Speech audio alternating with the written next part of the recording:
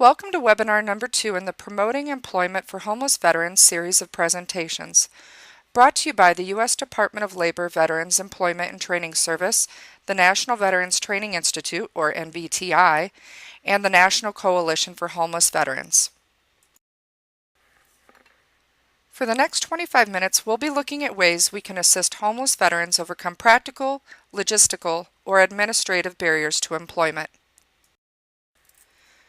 When NVTI trainers ask our course participants to generate a list of obstacles that interfere with their clients' ability to find and keep a good job, the lack of reliable transportation is almost always at the top of the list. Reliable and convenient transportation is the foundation of consistent and punctual work attendance. It determines the geographic range across which a client can search for jobs, and it allows them to work different shifts or non-standard work schedules. So we will use transportation as the primary example of a barrier throughout today's webinar, but the techniques and principles we discuss can be used to help clients address other practical barriers, including a lack of reliable or affordable childcare, missing legal documentation, and similar circumstances. Ideally, as we work through the stages of assisting clients, including assessment, planning, and follow-up, 3 good things will happen. First, our clients will overcome the specific hurdles and overcome barriers, whether small or large, that stand between them and success. Second, if we use a collaborative approach with clients rather than simply trying to solve our clients' problems for them by handing them a solution that we've devised, our clients will also master the problem-solving process they'll need to manage other barriers they are likely to encounter in the future and become the owners of their own success. Third, they will gain more confidence and gain identity, purpose, and a greater sense of self-efficacy as they move along the path to sustainable and rewarding employment. And ideally, they'll learn to anticipate the common glitches or setbacks that may occur as they implement their improvement plans, and how to prevent those setbacks and to devise contingency plans to overcome them. This strategy, helping clients in a way to enhance their capabilities to help themselves, is one we will use in all of our webinars in this series.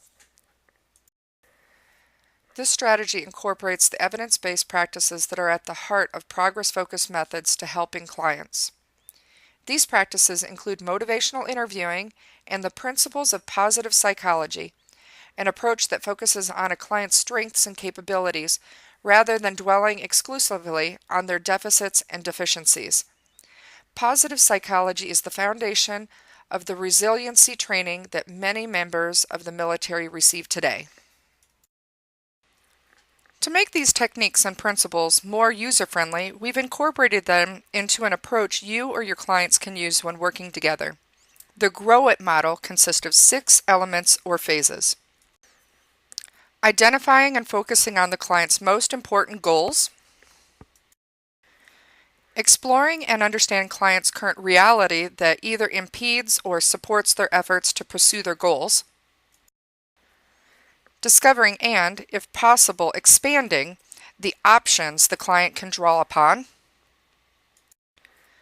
Crafting the way forward or the plan the client will use to achieve his or her goals. Implementing the plan. And tackling additional challenges or opportunities the client identifies. Another side note, this one about the kinds of challenges our homeless clients may be wrestling with. In a few cases, a client may only need quick, limited assistance dealing with what we'll call a missing pieces challenge. For example, Tony let his driver's license expire several years ago while moving among homeless shelters, and then lost his wallet along with his personal identification. It may be a relatively straightforward process to help him acquire the necessary documents, to obtain a copy of your state's driver's manual to study, and to make an appointment at the nearest motor vehicle agency office. If his driving skills have become rusty, you might also be able to find a local driver's education program willing to donate several hours of driving practice. So you and Tony might not need to utilize the Grow It model when addressing clear-cut problems like these. More often, however, overcoming or managing the barriers facing homeless clients involves what we'll call complex hurdles. Thomas, for example, lost his license and his car after leaving a bar some months ago. Fortunately, he wasn't seriously injured, but since he lived in a rural area miles from the nearest bus line, he found it increasingly difficult to get to work on time.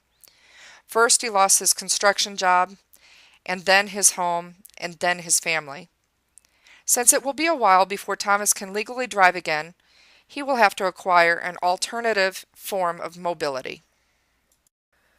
When we help clients deal with complex hurdle challenges, the way forward may often include unfamiliar tasks and new skills, frustrating, disappointing, or discouraging setbacks, new habits or lifestyle changes that clients may have difficulty adapting to, inconvenient or unpleasant compromises or trade-offs, and the need to work with a variety of different agencies or resource providers.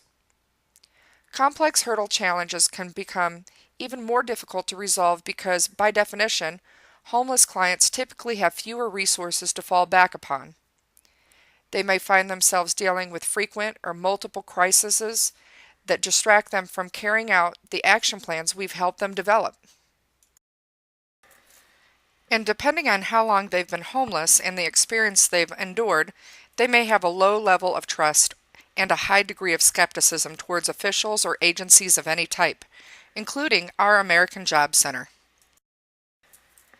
At this point, you may want to pause this presentation now, scroll down the page until you see the resource link, and click through the resources for webinar number 2. Once there, you can download and print 2 documents, the Grow It Guide and the Transportation List. That way, you can refer to a hard copy of these tools as we demonstrate their use during the rest of the webinar. Although we'll be introducing the elements of the Grow It approach in a specific order, things are rarely this orderly in real life. We and our clients may find ourselves moving back and forth across the phases we will identify as our clients gain more accurate insights into their reality, as they try out options and learn what works and what doesn't, and as they revise their goals and plans. The Grow It Guide includes questions that will facilitate conversations aimed at helping clients clarify their long-term, intermediate, and short-term goals. Long-term goals rooted in the aspirations the client has for his or her future are important because, as we mentioned earlier, addressing complex hurdles frequently involves disappointing, frustrating, and unpleasant setbacks and compromises. Helping clients describe the life they would like to be living and encouraging them to recall those hopes and to consider how the short-term pain they're enduring is connecting them to a better future can help them persevere in the face of adversity. Over several meetings and conversations, for example, Thomas reveals that gaining steady employment and arranging for the transportation he needs to get and keep a good job will help him reunite his family, and with that, experience again the personal satisfaction and sense of purpose he used to feel when his construction crew completed a project. Intermediate and short-term goals help you and clients develop and implement actions. Thomas identified 3 intermediate goals related to closing the transportation gap. Finding a place to live that is close to a bus or transit hub, thus expanding his employment options. Learning how to use a smartphone application so he can track arrival times of buses and more easily plan trips involving 1 or more transfers. Opening a bank account and saving enough money each month so that when he is again legally eligible to drive, he will be able to afford the down payment and operating cost of a used car. It is also important to learn about the client's goals for each meeting or conversation you hold. Ensuring we address these goals is the best way to build our relationship with the client and increase the odds that he or she will continue making effort to call or make it to the AJC for follow-up meetings or conversations. The questions in the Grow It Guide for the current reality discussion will help you and the client understand their past successes, assets, and strengths, as well as the setbacks they've experienced and limitations or obstacles that might interfere with their success. Using the force field diagram in the Grow It guide can help both you and the client catalog and visualize the factors that may either pull them towards or away from success. Some examples of strengths or assets related to clients' transportation needs include successful strategies they have used in the past to get from point A to point B when they were unable to drive, people they know who own vehicles and would be willing to provide a ride to work on a routine basis, perhaps in return for sharing commuting cost, bus or transit lines they can conveniently reach and their knowledge of routes and schedules, sufficient savings or income to afford transit fares, possession of a bike, the physical ability to walk at least a mile without inconvenience or pain, possession of a current driver's license, sufficient savings, income, or the ability to borrow enough to afford the down payment on a reliable vehicle along with registration, taxes, insurance, maintenance, and of course fuel. Transportation-related limitations or obstacles might include no driver's license or a suspended license, a medical condition or physical disability that prevents driving, an inability to reach public transportation, additional non-work related transportation needs, including a need to travel to and from child care centers, medical providers, or rehabilitation appointments, insufficient savings or incomes, or an inability to borrow enough to afford down payment on a reliable vehicle and its registration, taxes, insurance, maintenance, and fuel. Mapping these factors using a force field diagram helps us and the client identify the supporting elements they can leverage and reinforce, as well as the hurdles they may need to neutralize or manage. While exploring their current reality, clients might identify untapped resources or forms of assistance that exist in their personal networks, but we can expand their range of possibilities by sharing and connecting them with resources, programs, or techniques that we've learned about. The downloadable transportation checklist has the most common transportation-related ideas and resources that NVTI's course participants have shared in our classes. Treat this list as a starting point. You will probably be able to discover additional resources and options in your community, and when you do, add them to the list in the spaces we've included. Your AJC colleagues, especially those who routinely work with clients who struggle with transportation challenges, may be able to help you expand your list of local options.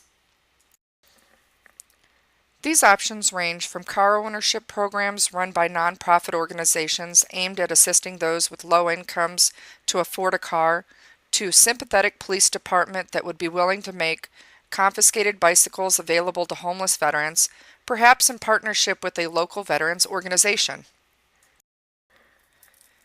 If one of these options we've listed does not exist in your community, you might consider talking with a local veterans organization or religious congregations with a social ministry focus to see if they're interested in establishing or co-sponsoring a program to fill that gap.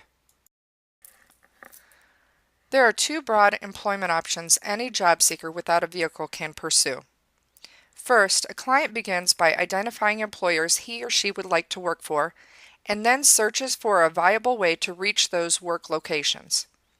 Once you've customized the transportation checklist for your community so that it includes all of the local available options, you and the client can use it to determine if there is a feasible way for them to reach their preferred employers.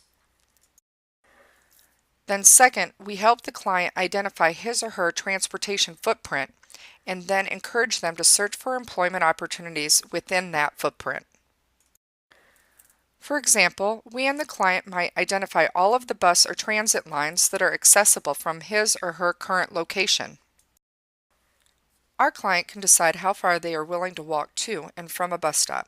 A healthy individual ought to be able to maintain a 3-mile-per-hour pace, so a client willing to walk 20 minutes each way would have access to all routes within 1 mile of where they spend their nights. If the local transit system allows bicycles to be transported on buses or rail cars, and the client can obtain a bike, then the routes they can reach may expand significantly. In some communities, there are local bike loaning programs that will also help veterans have access to individual transportation. We can then help the client highlight all of the bus or transit stops along the accessible routes on a local map.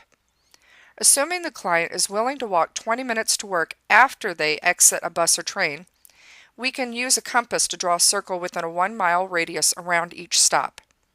These circles comprise the client's transportation footprint.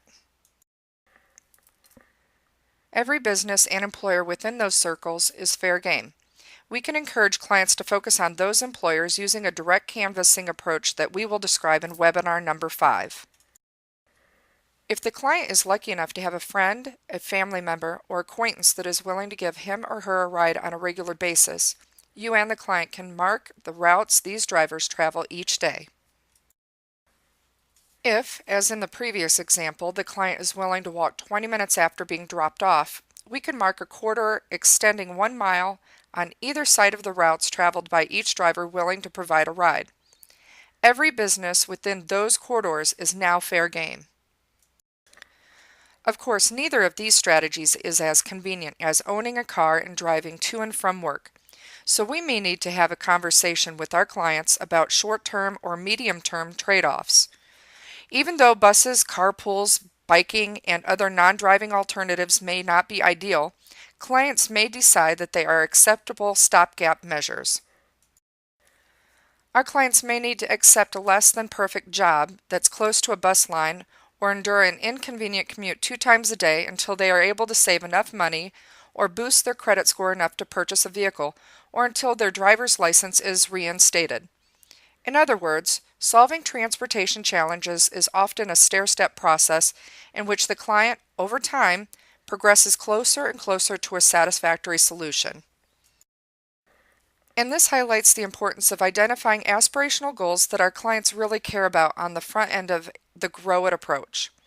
A client will be far more willing to endure less than perfect transportation arrangements if they are sustained by a compelling vision of eventually reuniting their family or gaining access to personally fulfilling work. There are numerous formats for action plans we and our clients can draw on when determining how to close the gap between their current realities and their desired futures. In the Grow It Guide, we've included one format, the Change Plan Worksheet, drawn from an excellent publication by the U.S. Department of Health and Human Services named Enhancing Motivation for Change in Substance Abuse Treatment. Now, another side note, although this publication focuses on helping those with substance use disorders, the principles and techniques described throughout the manual can be adapted for any barrier to employment that involves complex hurdles. We'll tell you how to access this manual along with other useful publications and websites at the end of this presentation. The Change Plan Worksheet provides a framework we and our clients can use as we translate goals into a detailed map of the way forward. It includes space to record the changes the client wants to make or continue making, the most important reasons he or she wants to make these changes, the steps the clients will take, with space to list both specific actions they will take and when they will take those actions, the first steps the clients will take.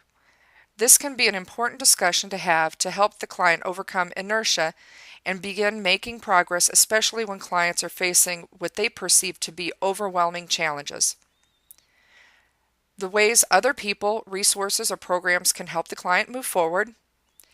The positive results the clients hope that their plan will have.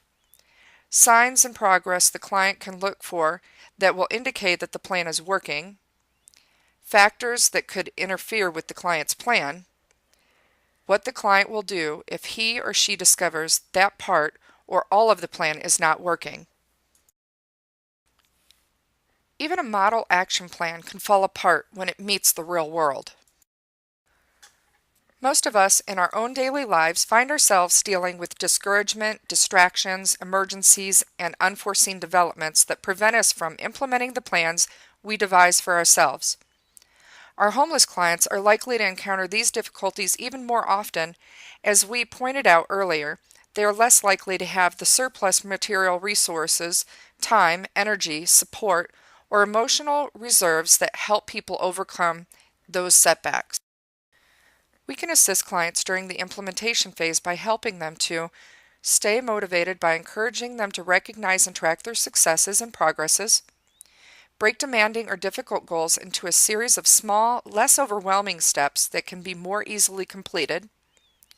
Troubleshoot unanticipated complications. Learn about additional resources of programs that can support their efforts and how to gain access to those resources. We mentioned a moment ago that managing transportation gaps is often a stair-step process, and the same is true for many of the individual obstacles that homeless clients face.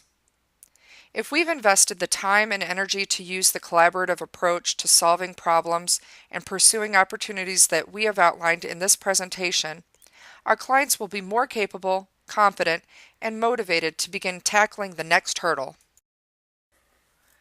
A single webinar can only scratch the surface of the science and evidence-based practices we build the Grow It model on. And we've only provided a brief overview of the transportation resources and options that may be available in your community. So on the resource page, we've provided links to additional information for both the Grow It approach and motivational interview and for transportation. As you review the Grow It resources, keep in mind that the underlying principles, the questions, and the conversational techniques can be adapted for many types of complex hurdles our homeless clients face.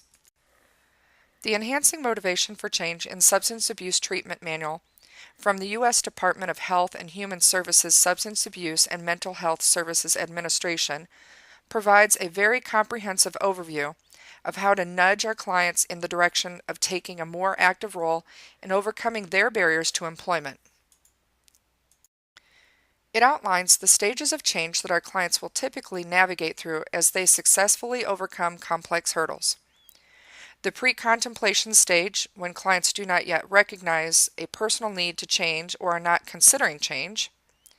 The contemplation stage, when clients are aware that they might benefit from a change and are more open to information and conversations about the goals they might pursue. The preparation stage, when clients are considering options and developing plans. The action stage, when clients begin to implement their plans, and the maintenance stages, as clients persist in the face of the inevitable setbacks. We'll take a more detailed look at these stages in future webinars, but if you'd like to get a head start, Chapters 4 through 7 provide a nice overview and introduction. The Motivational Interviewing Desk reference from the Sedgwick County, Kansas Corrections Department provides a handy checklist and reminders. The Community Care of North Carolina Motivational Interviewing Resource Guide provides plenty of practical tips for starting, maintaining, and focusing conversations with clients. Court Fisser maintains a blog on progress-focused coaching and frequently summarizes and provides links to new research articles related to positive psychology. His plain language introduction and motivational interviewing questions and techniques is at progressfocus.com. For additional information, type Grow Coaching and Implementation Intentions into your favorite search engine. Finally, Coaching Questions, A Coach's Guide to Powerful Asking Skills by Tony Stoltzfus is a short, easy-to-read, and affordable book. It's only $15, with hundreds of questions we can use to adapt when helping our client address specific barriers to employment. The next set focuses on the resources of transportation options. Without a doubt, your starting point should be job links. This site contains a wealth of ideas and resources for anyone assisting job-seeking clients develop transportation plans. Make sure you click on both the Workforce Professional link and the Resource link. One of these items you'll find on the Job Links page is a link to Training and Employment Notice 2111 from the U.S. Department of Labor's Employment and Training Administration titled Strategies to Meet One-Stop Career Center's Business and Job Seeker Customer Needs for Employment-Related Transportation Services. We've included a direct link to this document in case you don't already have a copy of it. It contains a number of suggestions for helping clients and useful links. If you're an LVER or a business outreach staff member, you'll find dozens of handouts on the Transportation to Work website that you can share with employers that explains the benefits they'll enjoy by subsidizing transit passes, promoting ride sharing, organizing van pools, and employing other tactics that will make it easier and more affordable for low-income employees to get to work each day. Finally, we've included a number of links to websites hosted by local transit systems, ride-sharing, and van pool programs, and organizations that support walking or biking to work. These sites will give you an idea of what might be available in your local community as you explore and map your local transportation assets using our downloadable transportation checklist. We'd like to close this webinar by explaining how you could submit questions you may have. If you scroll down the web page in which you're watching this presentation, you'll see a link labeled Questions and Answers. By clicking on the link, you'll be able to submit a question about anything we've covered today or about issues related to homeless veterans that you'd like us to address in upcoming webinars. We will research the answers to your questions and post it to the Questions and Answers page as quickly as possible. In the meantime, be on the lookout for an email from the National Veterans Training Institute alerting you to the release of webinar number 3, in which we will discuss mental health, substance abuse and housing, challenges, and the agencies and programs you can partner with as you assist homeless clients find and keep good jobs.